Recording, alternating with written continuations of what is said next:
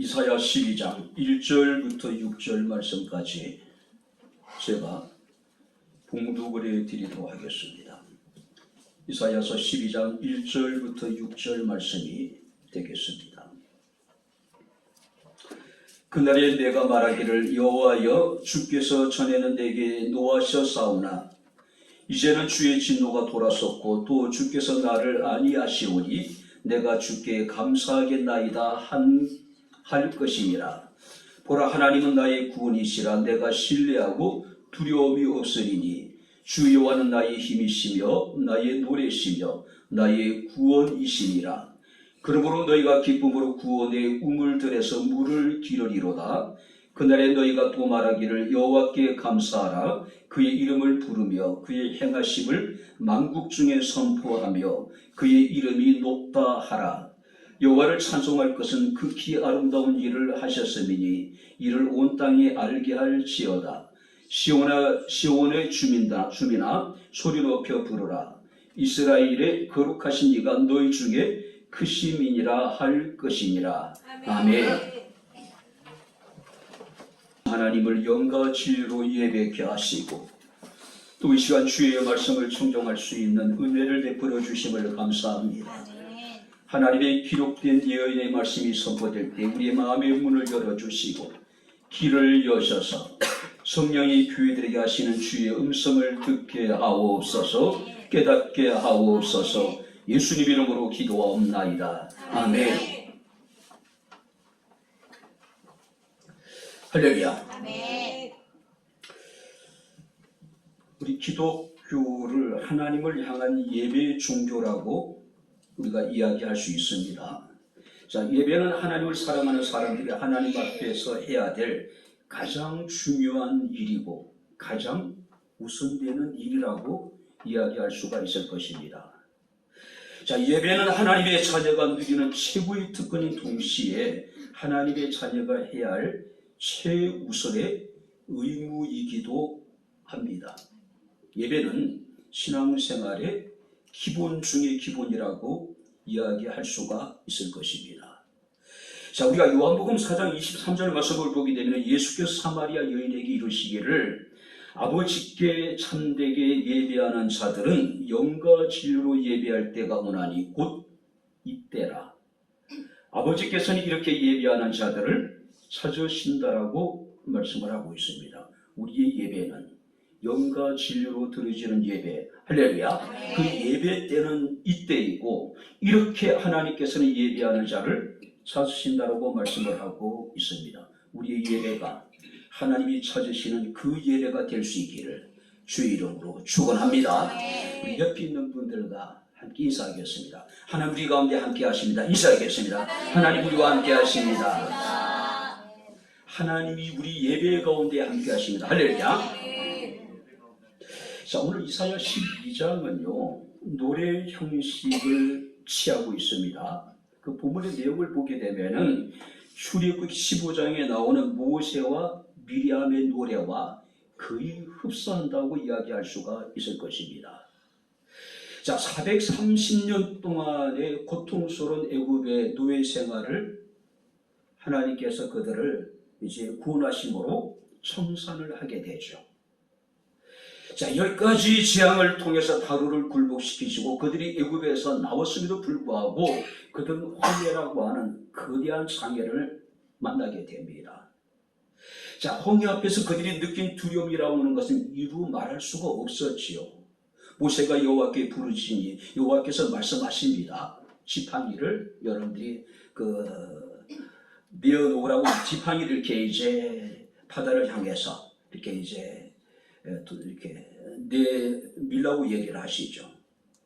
우리가 외경에 보게 되면은 모세가 하나님의 명령이 있음에도 불구하고 주저를 해요. 그랬더니 모세 휘하의 한 사람이 모세여 어찌하여 망치르고 있습니까? 지금 애굽의 특별 병거가 지금 굉장히 빠른 속도로 추격하고 있는데 언제까지 주저하고 있겠다는 이야기예요. 하나님이 바다를 건너라 하셨으니 건너야 되는데 왜 주저하는 이야기죠.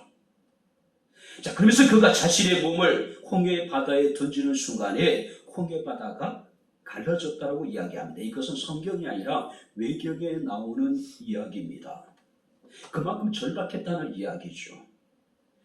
자, 하나님께서는 홍해 앞에 두려웠던 이스라엘 백성들을 위해서 놀라운 일을 행하셨죠. 바로 모세의 지팡이 앞에서 홍해가 갈라지고 이스라엘 백성들이 마른 땅을 걷는 것처럼 홍해를 건너게 되는 모습을 우리가 보게 됩니다. 뿐만 아니라 이스라엘 사람들을 추격했던 애굽의 군대와 병거들이 갈라진 홍해가 합쳐짐으로 인하여서 홍해 바다에 수장되는 모습도 우리가 보게 됩니다. 이 놀라운 구원의 사건을 체험한 모세가 부른 노래가 바로 출애굽기 15장입니다. 자, 2절 말씀이 이렇게 기록하고 있습니다. 여호와는 나의 힘이요 노래시며 나의 구원이시로다. 그는 나의 하나님이시니 내가 그를 찬송할 것이요 내 아버지의 하나님이시니 내가 그를 높일 것이다라고 노래합니다. 자, 우리가 오늘 본문에 여러분들이 2절 말씀을 보시기 바랍니다. 보라, 하나님은 나의 구원이시라. 내가 신뢰하고 두려움이 없으리니 주 여호와는 나의 힘이시며 나의 노래시며 나의 구원이시니라. 너무나도 거의 흡사합니다. 단지 여러분들 우리가 출애굽기 15장과 이사야 12장에 차이가 있다면은 출애굽기 15장은 바로 이미 하나님께서 홍해를 가르시고 이스라엘을 구원하시는 놀라운 기적을 체험 후에 부르는 노래였다면은 이사야 12장은요 앞으로 나타나게 될 하나님의 구원을 바라보며 그날에 부르는 노래라고 하는 사실이에요.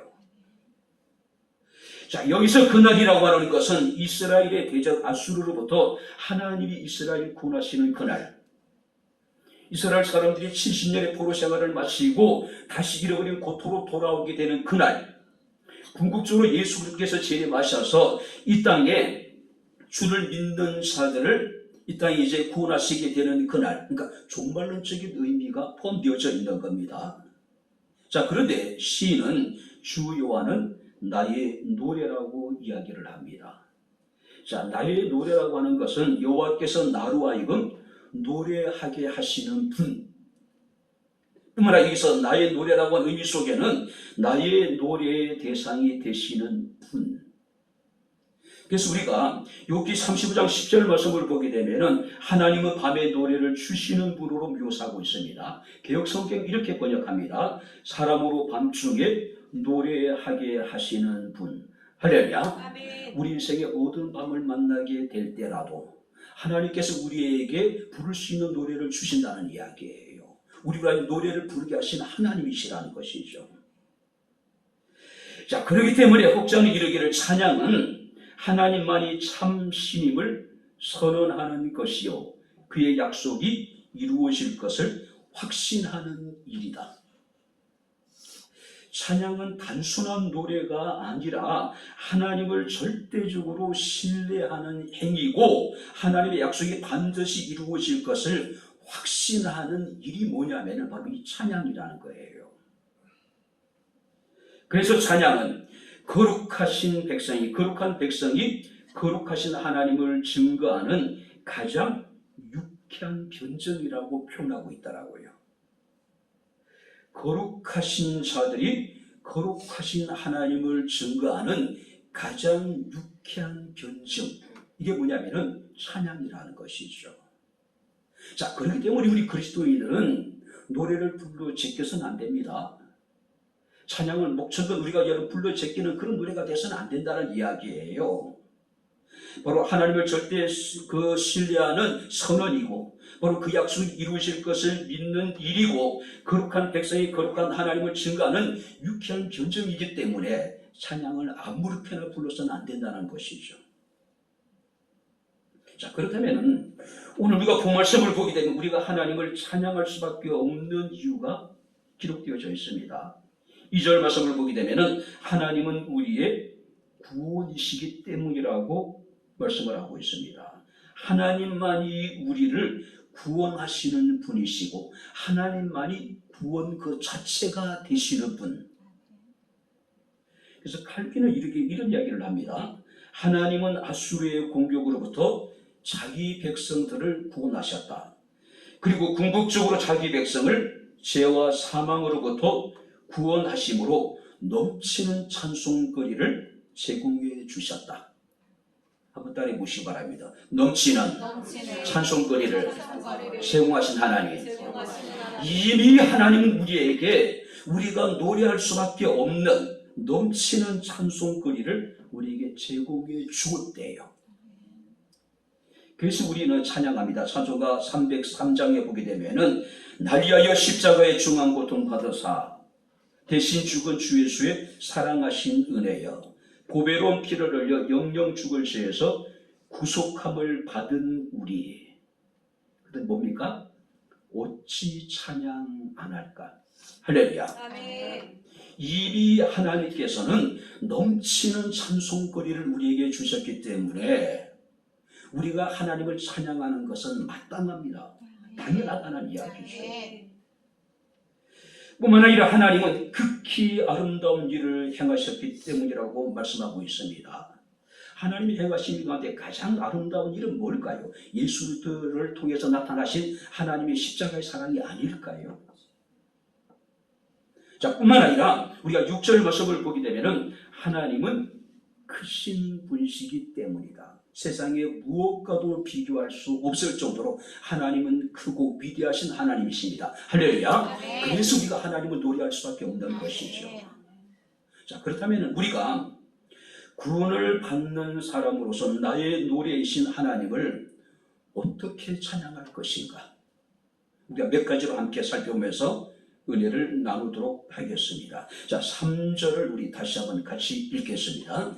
그러므로 너희가 기쁨으로 구원의 우물들에서 물을 기르리로다. 기쁨으로 너희가 구원의 우물들에서 물을 기르라. 자, 여기서 말하는 기쁨이라고 하는 것은 남은 자들이 구원의 은혜로 말미암아 생명을 누리게 되는 그런 기쁨. 그러니까 생명을 통한 기쁨. 그것을 여기서 보니까 구원의 물들에서 물을 기르라고 이야기를 하고 있는 거예요. 구원은 단지 우리가 건짐을 받는 것만으로 끝나는 것이 아닙니다. 건짐을 받은 이후에 은혜로우신 하나님으로부터 생명과 풍성한 은혜를 우리가 누리게 되는 겁니다. 구원은 세 가지로 우리가 이야기할 수 있습니다. 첫 번째 뭐냐면 과거의 구원. 과거에 우리가 구원을 받은 것, 이미. 그죠? 현재 우리가 하나님의 인도하심을 받는 것, 그것도 구원입니다. 그리고 미래 궁극적으로 우리가 영원한 하나님의 나라에 들어가게 되는 그 구원. 하나님의 구원은 과거와 현재와 미래에 계속해서 우리의 삶 가운데 이루어지게 된다는 이야기죠. 그래서 우리가 데살로니가전서 5장 16절 말씀을 보게 되면은 항상 기뻐하라고 이야기합니다. 왜냐하면은 이미 기쁨거리를 하나님께서 우리에게 많이 제공해 주셨기 때문에. 그렇죠?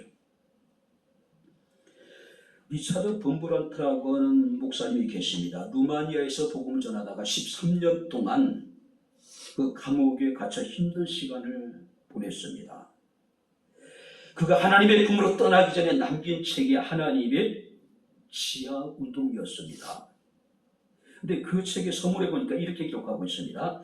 감옥에서 보낸 횟수가 저에게 너무 긴 것으로 여겨지지 않았던 까닭은 홀로 독방에 갇혀 있으면서도 믿음이나 사랑을 넘어선 기쁨을 발견했기 때문입니다. 13년의 엄청난 고통스러운 감옥 생활 속에서 그가 그 힘든 시간을 보낼 수 있었던 것은 믿음이나 사랑을 뛰어넘는 기쁨이 자신에게 있었기 때문이라고 이야기합니다. 그죠? 위로부터 주어지는 기쁨, 하나님이 주시는 신적인 기쁨을 누렸기 때문에, 발견했기 때문에 그는 13년의 고통스러운 감옥 생활도 능히 견딜 수 있었다는 이야기예요. 20세기 최고의 그 지성인 가운데 한 사람이 우리가 C.S. 루이스라고 하는 분입니다. 자, 그분은 이제 철저한 무신론주의자였습니다. 근데 그가 어느 날 회심을 하게 됩니다. 자, 많은 사람들이 C.S. 루이스의 회심에 대해서 굉장히 궁금했습니다. 또 많은 사람들은 C.S. 루이스의 회심에 대해서 굉장히 어떤 그 오해를 하고 있었던 부분이 있었단 그래요. 자, 그래서 그가 쓴 책이 뭐냐면은 예기치 못한 기쁨이라고 하는 책입니다. 자, 그는 기독교 신자로서 확신의 근거에 대해서 그는 기쁨이라고 이야기를 해요. 근데 그 기쁨은 전혀 예기치 못한 기쁨입니다. 자, C.S. 루이스의 어떤 여러분 예기치 못한 기쁨에 보니까 이런 글이 있습니다. 충족되지 않는 갈망, 어떤 만족감보다 그 갈망 자체를 더 갈망하는 갈망, 나는 그 갈망을 기쁨이라고 한다. 자, 그래서 그가 갈망했던 그 갈망이, 그가 여러분들이 그 기쁨이라고 표현했던 그 갈망이 무엇을 이야기할까요? 기쁨의 대신, 기쁨의 근원이 되시는 예수 그리스도입니다. 바로 C.S. 루이스가 자신의 회심에 대해서 궁금해하고 자신의 회심에 대해서 오해를 하고 있는 사람들에게 자신의 믿음의 근거에 대해서 그는 기쁨을 이야기하고 있는 거예요. 그 기쁨이라고 하는 것은 바로 하나님을 갈망하는 겁니다. 하나님을 갈망하는 거예요. 바로 여러분들이 그 기쁨은 바로 예수 그리스도였습니다. 그렇기 때문에 그는 자신의 회심에 대해서 바로 예기치 못한 기쁨이라고 하는 글을 통해서 사람들에게 이야기하고 있는 겁니다. 그는 이런 얘기를 합니다. 자신이 느끼는 기쁨을 적어도 같이 공감하는 사람이 한 명 이상은 있을 것이라고 하는 용기를 내서 내가 이 글을 쓴다. 그래서 실제 그런 얘기합니다. 더 많을 것이다. 그러니까 세상에 자신과 같은 기쁨을 느끼는 사람이 정말로 수없이 많을 것이다라고 이야기하고 있는 거예요. 이 기쁨이 우리에게 함께할 수 있기를 주의 이름으로 축원합니다. 이 기쁨을 우리가 하나님을 찬양하는 겁니다. 노래하는 거예요. 막스 너너라고 하는 사람은 이런 이야기를 하더라고. 이 세대는 기쁨을 잃어버린 세대다. 기쁨을 잃어버린 시대를 살고 있대요. 그가 기쁨을 잃어버린 시대라고 이야기하는데 그 이유가 뭐냐면은 기쁨의 근원이 되신 예수 그리스도를 우리가 잃어버렸기 때문이다. C.S. 루이스와 같은 이야기를 하고 있는 겁니다. 다윗은 밧세바와의 부적절한 관계를 통해서 하나님 앞에 책망을 받습니다. 자, 부적절한 관계를 통해서 태어난 그의 아들이 죽는 아픔을 경험하게 됩니다. 그런 중에 그가 하나님께 기도했던 것이 있습니다. 바로 나에게 구원의 기쁨, 구원의 즐거움을 회복시켜 주셔서 이 기쁨이 우리에게 충만할 수 있기를 주의 이름으로 축원합니다. 기쁨으로 우리가 하나님을 노래하는 겁니다. 하나님을 찬양하는 거예요. 자, 뿐만 아니라 4절 말씀을 보시기 바랍니다. 그날에 너희가 또 말하기를 여호와께 감사하라. 그의 이름을 부르며 그의 행하심을 만국 중에 선포하며 그의 이름이 높다 하라. 그날에 너희가 또 말하기를 여호와께 감사하라. 그의 이름을 부르며 그의 행하심을 만국 중에 선포하며 그 이름을 높다 하라. 자, 여기서 여호와께 감사하는 이야기는 구원받은 사실에 대한 감격, 기쁨을 가지고 너희는 하나님을 노래하라. 하나님께 찬양하라. 자, 감사하는 신앙인들이 하나님께 드려야 될 삶의 모습이고 또 다른 자세입니다. 1절 말씀을 보게 되면은 바로 우리가 감사해야 될 이유에 대해서 여호와여 주께서 전에는 내게 노하셨사오나 이제는 주의 진노가 돌았었고 또 주께서 나를 안위하시오니 내가 주께 감사하겠나이다. 주의 진노가 돌았었대요. 자, 전에는 하나님께서 내게 노하셨으나 이제는 주의 진노가 내게서 떠났기 때문에 우리가 마땅히 하나님께 감사하며 하나님을 노래할 수 있는 것이죠. 뿐만 아니라 또 주께서 나를 안위하시오니 내가 주께 감사하겠나이다. 자, 여기서 안위라고 하는 것은 하나님께서 나를 위로해 주신다. 그러니까 전과 이제 나의 삶이 완전히 달라진 겁니다. 전에는 내가 진노 가운데 구했지만은 이제는 주의 진노가 내게서 돌아서 떠났고 이제는 주의 위로가 내게 넘치기 때문에 내가 감사함으로 하나님을 노래하겠다는 이야기죠. 내가 받은 진노로 예수 그리스도께서 십자가의 죽으심으로 대신하시고 나에게 안위와 평화를 주셨기 때문에 내가 감사함으로 하나님을 찬양하겠다는 이야기예요. 자, 이 사실은 이사야 53장 5절에 잘 나타나 있습니다. 그가 찔림은 우리의 허물을 인함이요 그가 상함은 우리의 죄악을 인함이라. 그가 징계를 받음으로 우리가 평화를 누리고 그가 채찍에 맞음으로 우리가 나음을 입었도다. 사랑하는 성도 여러분들, 우리는 하나님을 찬양하기 위해서 지으심을 받은 사람들입니다. 할렐루야. 그래서 이사야 43장 21절에 보니까 이 백성은 내가 나를 위하여 지었나니 나를 찬송하게 하기 위함이다. 하나님 우리를 창조하신 목적이 뭐냐면은 당신을 노래하게, 당신을 찬송하기 위한 목적 우리를 창조했다는 것이죠. 그래서 우리가 시편 147편 1절 말씀을 보게 되면은 할렐루야 우리 하나님을 찬양하는 일이 선함이요 찬송하는 일이 아름답고 마땅하도다. 하나님을 찬양하는 일이 선한 일이고 하나님을 찬양하는 일이 아름다운 일이고 하나님을 찬양하는 일이 우리에게는 마땅하다는 겁니다. 근데 선하고 아름답고 마땅한 그 일을 우리가 소홀히해서 되겠습니까? 뿐만 아니라 시편 33편 1절 말씀을 보게 되면은 너희 의인들아 여호와를 즐거워하라. 찬송은 정직한 자들의 마땅히 할 바로다. 그래서 의인과 정직한 자는 어떤 사람들입니까? 하나님의 은혜를 시험하고 하나님의 은혜 가운데 감사하며 살아가는 사람들이 의인들이고 그들이 정직한 사람들이라는 것이죠. 이들이 하나님을 찬양하는 것이 마땅하다, 당연한 일이라는 것이죠. 자, 그래서 이제 오늘 우리가 이사야서 말씀을 보게 되면은 바로 감사하며 하나님을 노래한다는 것은 오늘 4절에 뭐라고 이야기하고 있습니까? 그의 이름을 부르는 것이고 그의 행하심을 만국 중에 선포하는 것이고 그의 이름을 높다라고 찬양하는 것. 그의 이름을 부른다는 것은 그의 이름을 부르고 예배한다는 것이고 그의 행하심을 만민이 알도록 우리가 찬양을 통해서 선포하는 것이고 그 이름이 높아졌다는 것을 기억하는 것은 하나님의 이름을 존귀하게 여기고 그 이름을 높인다는 그런 뜻이 되겠죠. 이런 감사의 찬양이 우리의 삶 가운데 날마다 충만할 수 있기를 주의 이름으로 축원합니다. 그리고 이제 마지막으로 6절 같이 읽겠습니다. 시온의 주민아 소리 높여 부르라.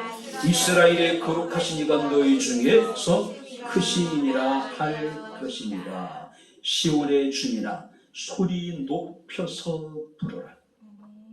소리 높여서 하나님을 노래하고 하나님께 찬양하라. 자, 메시지 성경 보니까 이 본문을 이렇게 번역해 놨습니다. 지붕이 떠나갈 듯 외치라. 심장이 터지도록 크게 불러라. 자, 부흥하는 교회, 또 여러분 생명력이 있는 교회들은 우리가 찬양을 통해서 그 교회가 저보다 생명력이 있는 교회인지 그렇지 않는 교회인지를 우리가 알 수 있다고 이야기를 하죠. 제가 작년인가요? 서울에 있는 아름다운 교회 임직식 때 예배를 인도를 했습니다. 한 7, 80명 정도 모였던 것 같아요. 근데 이제 모양실에 앉아 있다가 이제 임직 시간이 다 돼가서 이제 올라가는데 깜짝 놀랐습니다. 계단에 올라가는 순간서부터 찬양이요. 이게 일반적으로 교회에서 들을 수 있는 편안한 그런 찬양이 아니에요. 교인들의 한 사람 한 사람 비속에는 그 찬양에 대한 확신, 그러니까 찬양의 내용에 대한 확신, 그리고 감격, 기쁨이 진짜 묻어나는 것 같아요. 제가 예배를 끝나고 그 목사님께 그런 얘기했습니다. 이런 찬양의 분위기를 정말 오래간만에 느끼게 된다고요. 그냥 어린 아이부터 어른들까지요, 여기서 앞에 서 있는데 보여요. 입을 크게 열려가지고 찬양하는데 그 찬양 너무나도 감동적이었습니다. 인상적이에요. 오늘 심장이 터질 듯한 감격을 가지고 소리를 높여서 하나님을 찬양하라. 할렐루야. 우리가 이런 찬양 여러분들이 부르는 경험이 있으니까 오늘 우리가 예배 가운데 정말로 심장이 터질 듯한 기쁨과 감격으로 하나님을 찬양하는 그런 은혜가 우리 가운데 있게 되기를 주의 이름으로 축원합니다. 사도행전 16장에 보게 되면은요, 바울과 실라가 빌보에서 복음을 전하다가 갇히게 됩니다.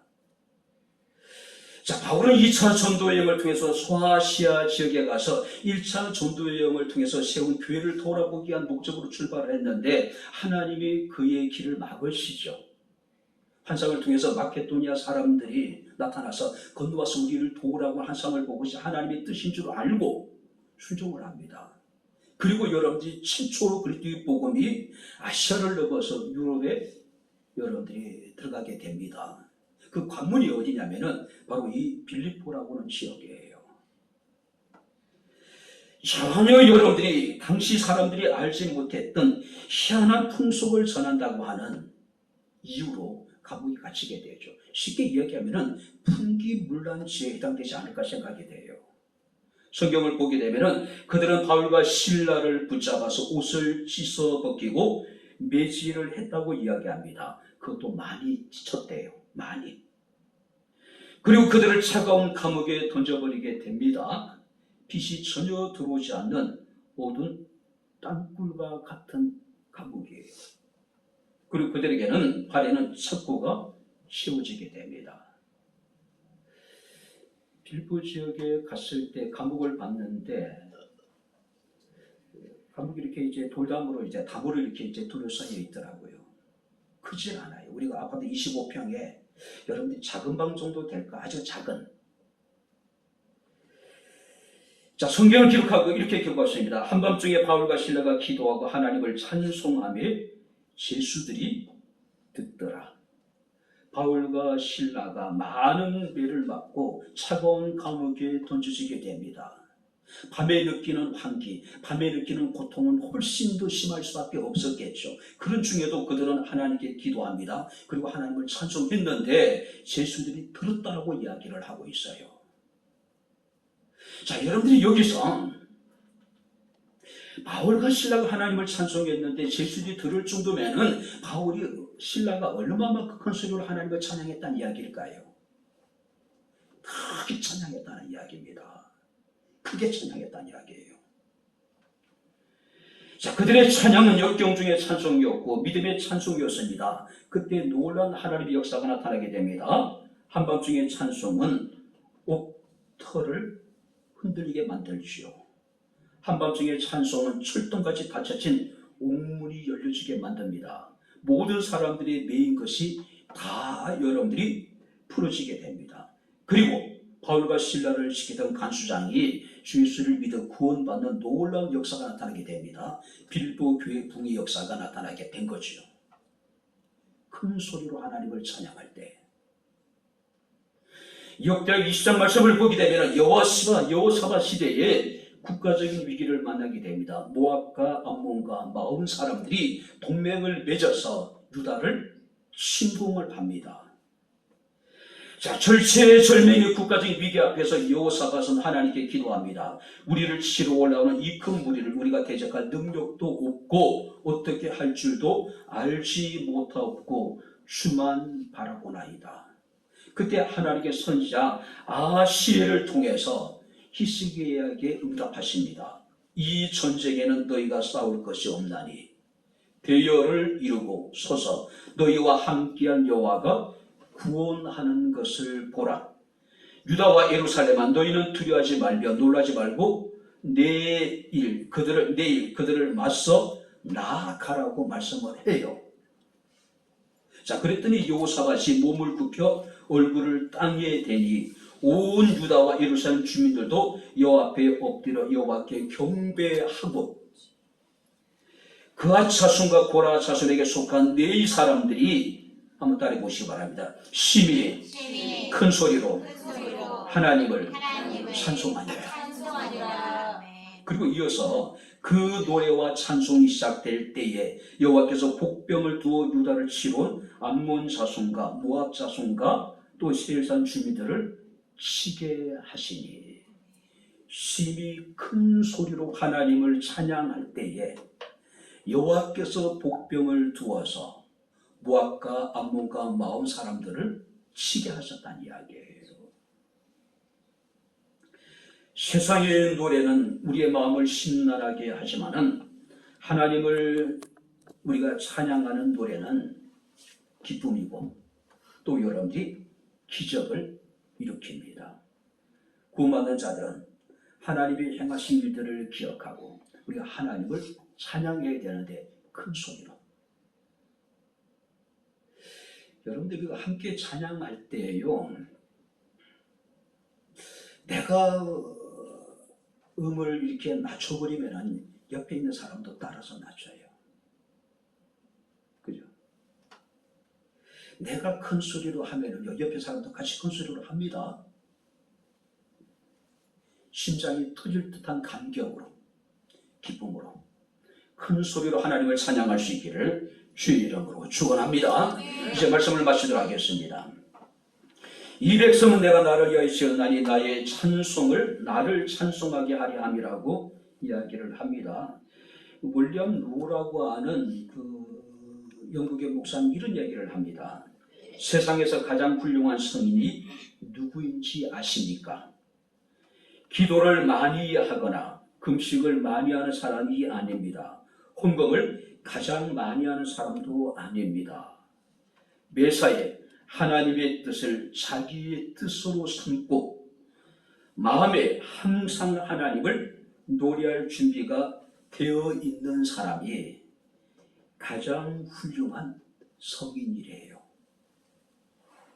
하나님의 뜻을 내 뜻으로 알고 항상 하나님을 찬송할 마음의 준비가 되어 있는 사람. 항상. 그렇죠? 그래서 에베소서 5장 19절 말씀을 보게 되면 사도 바울은 성령이 충만한 성도의 삶에 대해서 이런 이야기합니다. 신령한 노래들로 서로 화답하며 마음으로 주께 노래하며 찬송하는 것이 성령 충만한 성도들의 삶이에요.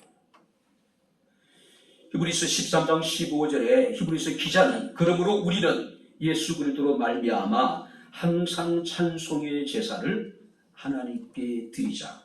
이는 그의 이름을 증언하는 입술의 열매니라. 한번 따라해 보시기 바랍니다. 항상 찬송의 제사를 하나님께 드리자. 할렐루야. 구약의 제사장이 아침 저녁으로 3번제를 하나님께 드리듯이 우리는 항상 하나님을 찬송하는 사람들이라는 것이죠. 주 여호와는 우리의 구원이시요 나의 힘이시요 나의 노래가 되시는 분이십니다.